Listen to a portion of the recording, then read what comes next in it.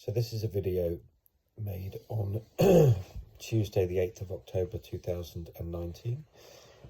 The reason for this video is that today my grandma Kay Woolfson died at home in her sleep, hopefully not in pain, after battling cancer where she had a tumour in her esophagus, lymph nodes and liver. She was diagnosed about 2 weeks ago. Not even. At Bushy Spire. And I guess this video serves as a little bit of a reminder, a diary note, I guess, something that I'll look at in years to come. Grandma Kay was born on the 14th of November. 14th of November 1925, making her 94 this year, just shy of her 94th birthday. She was first seen by Dr. Dean Creer at Bushy Spire, then Alistair Mace, the ENT doctor, and then finally Dr. Levy. And this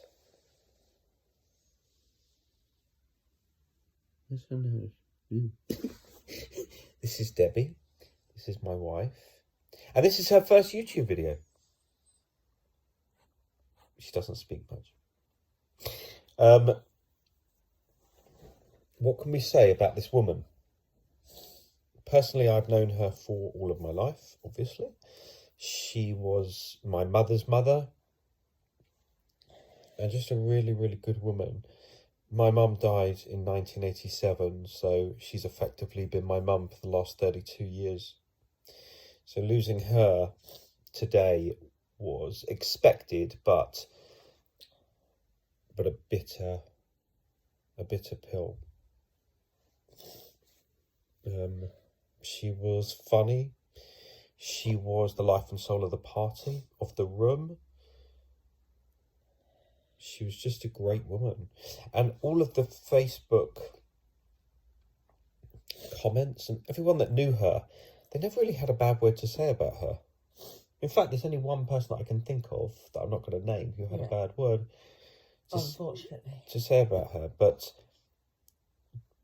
she just didn't know her in the way that everyone else did. She should have known her the best.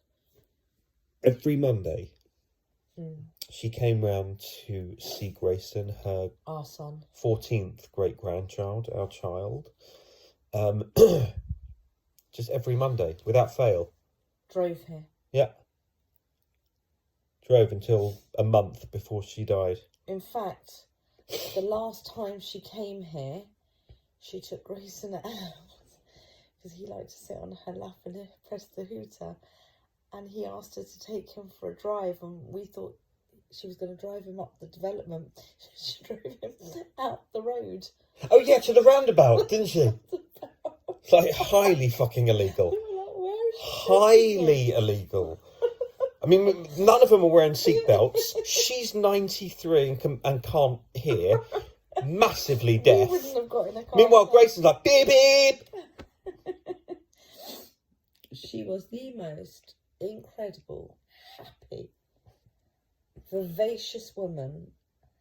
And for me, I never had good grandparents, and I never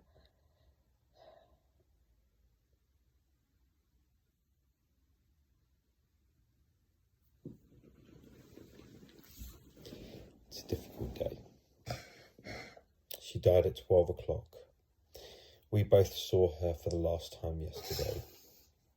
Truth be told, I went a few days ago and I made my peace with it then because I felt that I'd said goodbye. And the irony was that I spoke to my brother yesterday and he said something quite poignant to me. He said, it's not the fact that you've said goodbye, it's more the fact that she wants to see you. And I went to see her, and she looked terrible yesterday. Her stomach was very, very swollen. The carer, Marty, who, by the way, has been phenomenal, thought that, as did the doctor, actually, one of the doctors, that it could have been the tumour, but turned out that it was just constipation. It was just wind.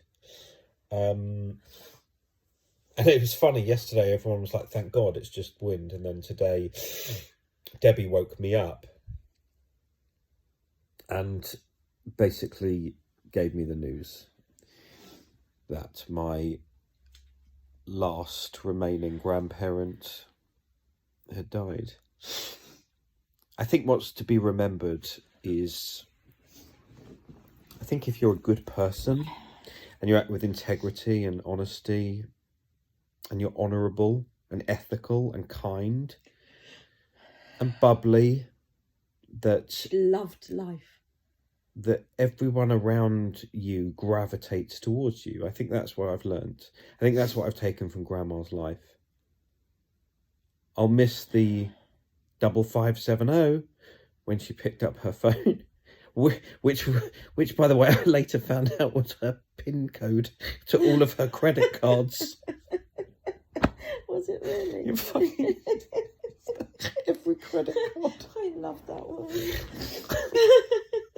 And I told her when she was in hospital about 3 weeks ago, change your PIN because you don't do that. And she went, I will. Obviously, we didn't know, and she didn't know that she'd never had the chance. And she actually never got the chance to drive again. I've got her car. Which actually I'm going to go and show you. Because until it goes, I've got hold of it. So if I just take you downstairs, see if you can see this.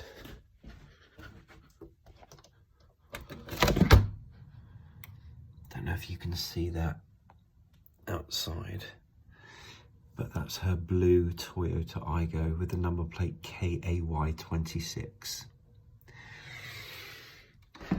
That car, that number plate, well, not actually the car, but more the number plate, has, she's had it for as long as I remember. Definitely over 30 years. It was given to her by Johnny Woolfson, her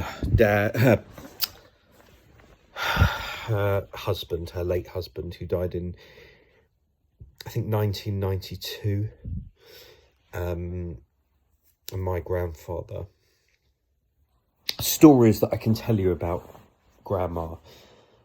On her 50th birthday, and she regaled this story hundreds of times. She used to be a smoker. She was the only one of the sisters, Passy, Celie, Yetta, I think Dina as well.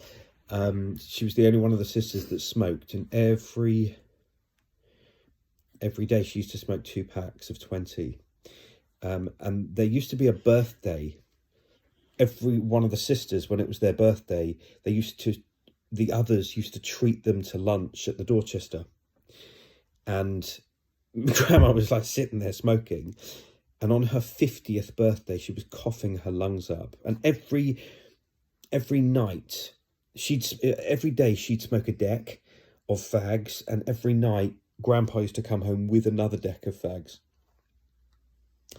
And it was on her 50th birthday, and she was coughing her lungs up, and my grandfather basically said, if you smoke another cigarette, I'll murder you. And from that day to this, she's never smoked again. So that was 43 years a non-smoker. A non-smoker. Didn't miss it. The irony is that she loved the smell. So myself, I used to be a smoker.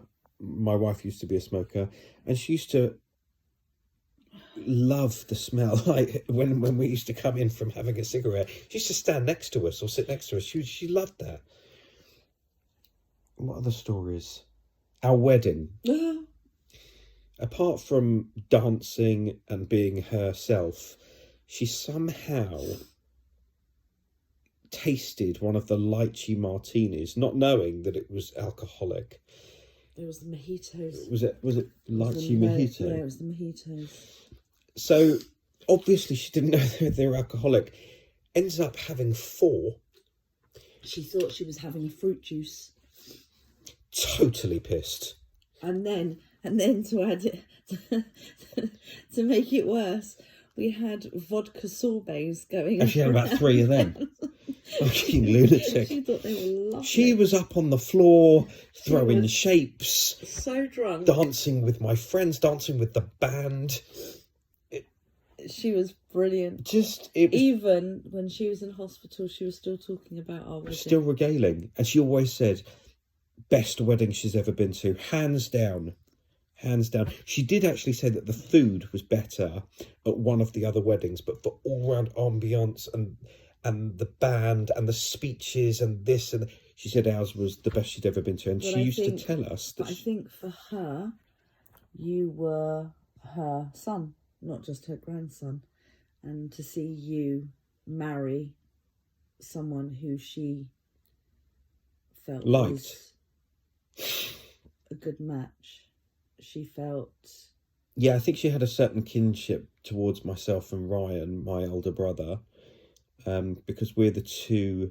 Well, Ryan's not. I'm the youngest of the grandchildren. Ryan's the third youngest.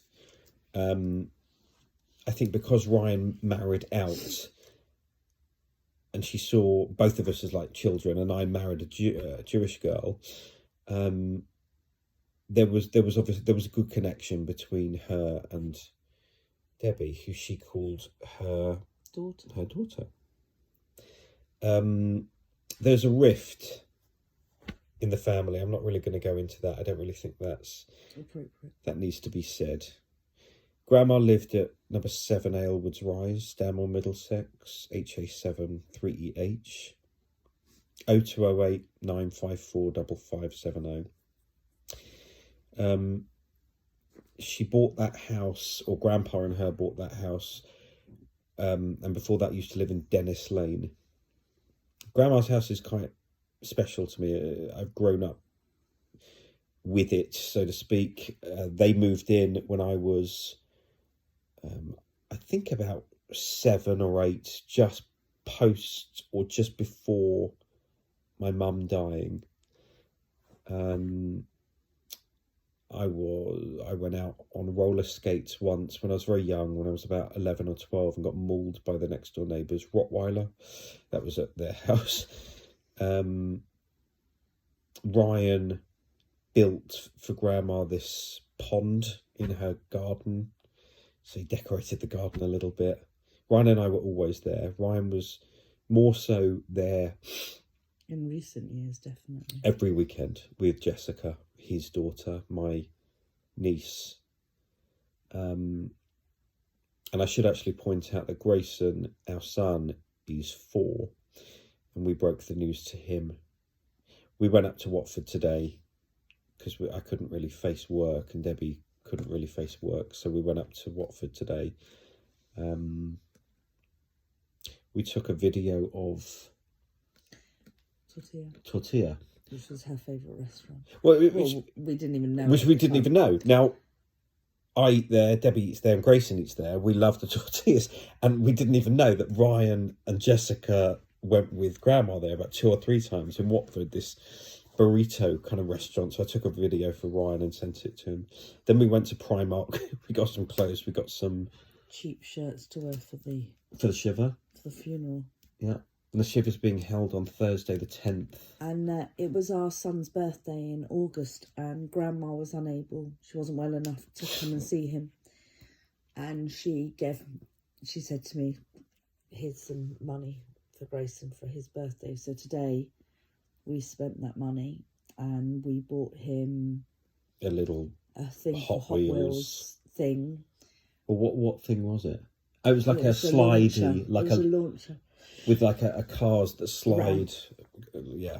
And we wrapped it up and told him that it was from Grandma. And then we went to Lush, our son's favourite shop, and we bought 5 bath bombs, and we said that they're from Grandma as well, and I wrapped them. And so Grayson actually took it really well. You know, he's only 4, so his mind can't really cope with it, but he will miss the chocolate. Every Monday, Grandma used to come, and every Monday without fail, Grayson was like, "Oh, chocolate." And when he's been naughty, he couldn't have these chocolate buttons. Bear in mind, I actually think it upset her more than it upset him, because she enjoyed giving him the chocolate so much. Yes, but the chocolates should be put on camera, were 4 years out of date. They were horrifically old. All of her food was out of date.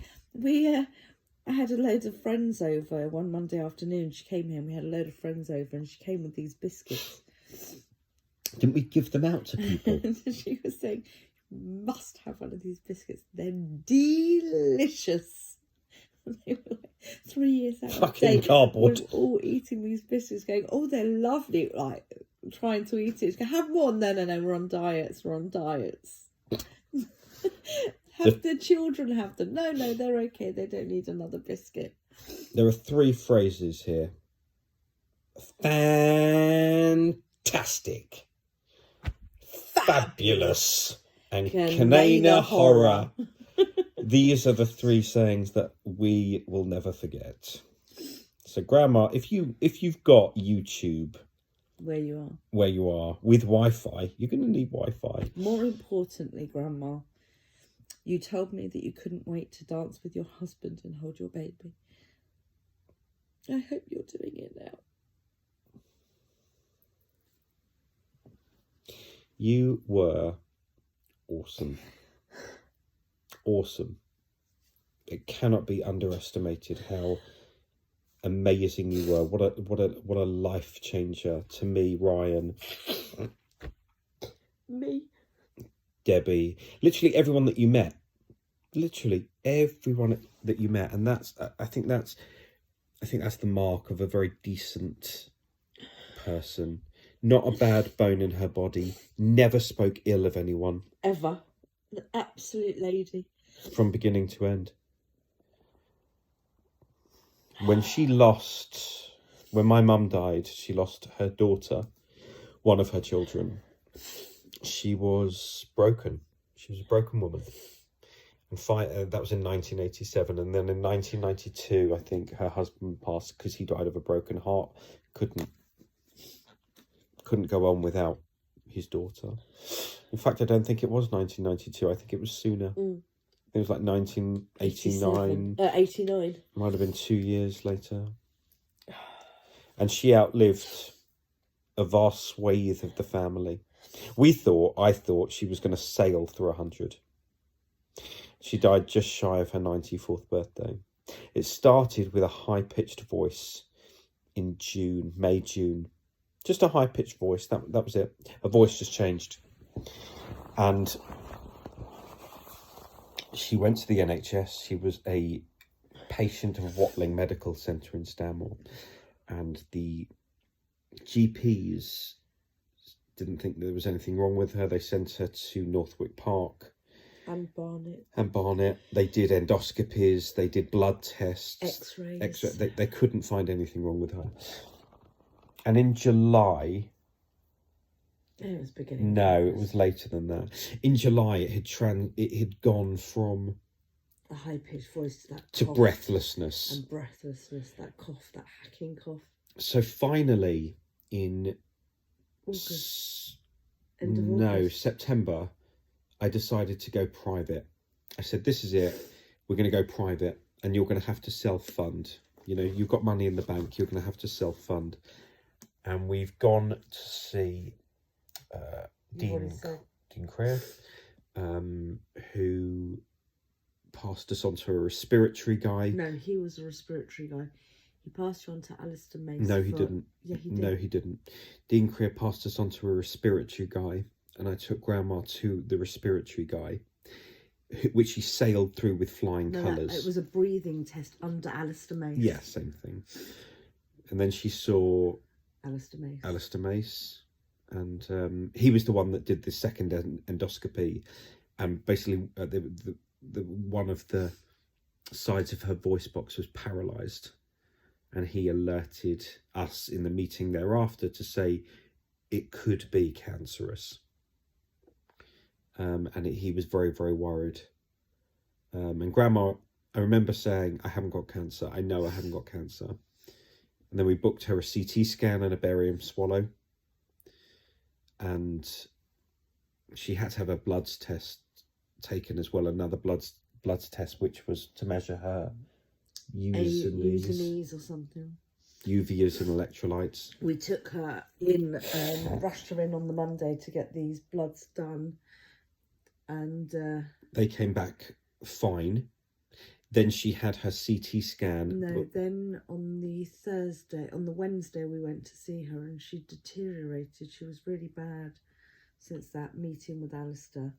But she had her CT scan booked in for the Thursday. Friday. It's for the Friday. Was it Friday? Friday. But she was so bad on Thursday. She wanted to go to hospital. Well, she didn't really want to go. She said, I want to be in hospital. Really? Yeah, because I went there and I sat there and I said, what do you want? She said, I want to be in hospital. I said, then we will make it happen. And Debbie and Ruth took her to hospital, to Bushy Spire. We got her a bed thanks to you. You spoke to Dr. Levy and got her the bed. And then the next day she had her CT scan. And then the following day, even though Dr. Levy had the results, we decided as a family not to tell Grandma and wait another 24 hours until more of the family knew.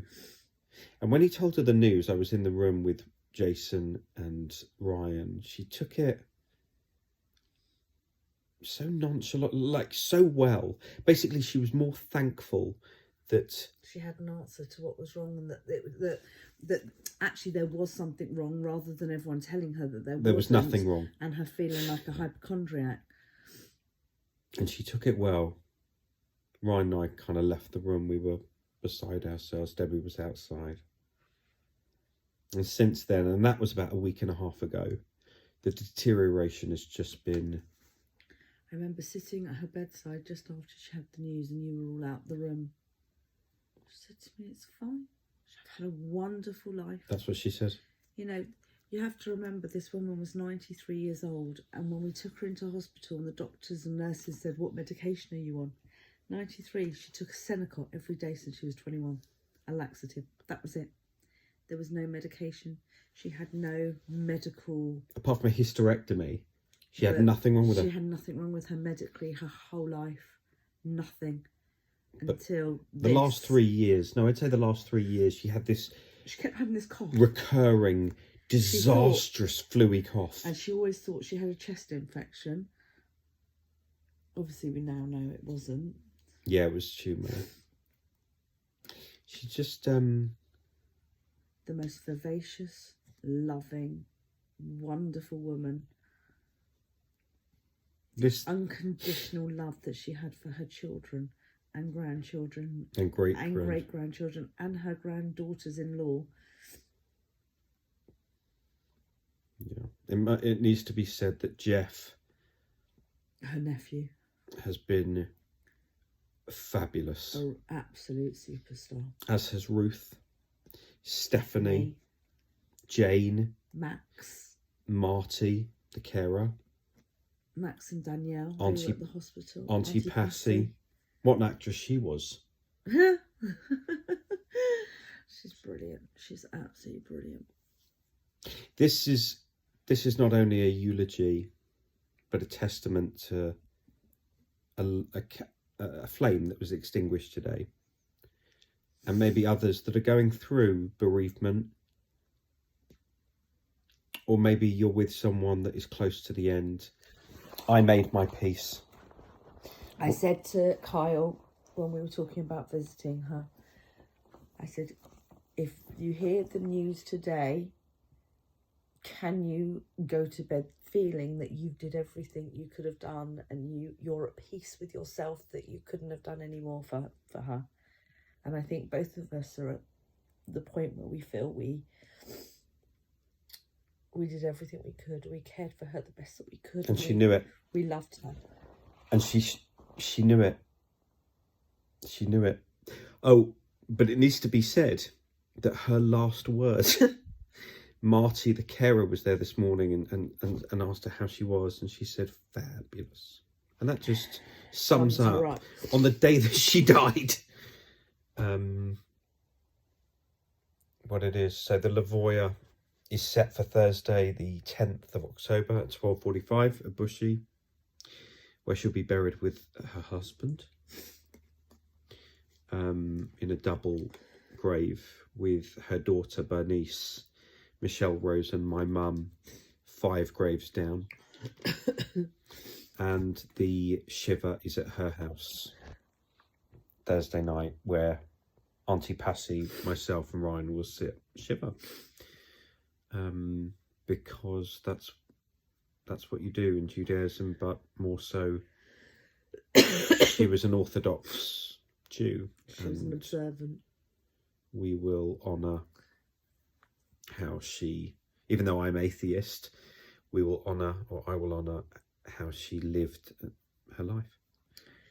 And she's given us a few parting wishes that we will endeavour What's that? to carry out for her. She wants us to maintain the stone. Yeah. Oh no, we're definitely going to get a bench as well. We're going to get a plaque for the bench. No, the bench is there. We just need to put a plaque. Yeah, on. and a tree. And a tree. And she had hopes for us as a family as well. Yeah. And hopes that Ryan would get married again. Preferably to somebody. Preferably to a white woman. Or Jewish. Or Jewish. But that's never going to happen. Although, never say never. Things have happened. Yeah. He could fall in love. It might just be that she's Jewish. You never know.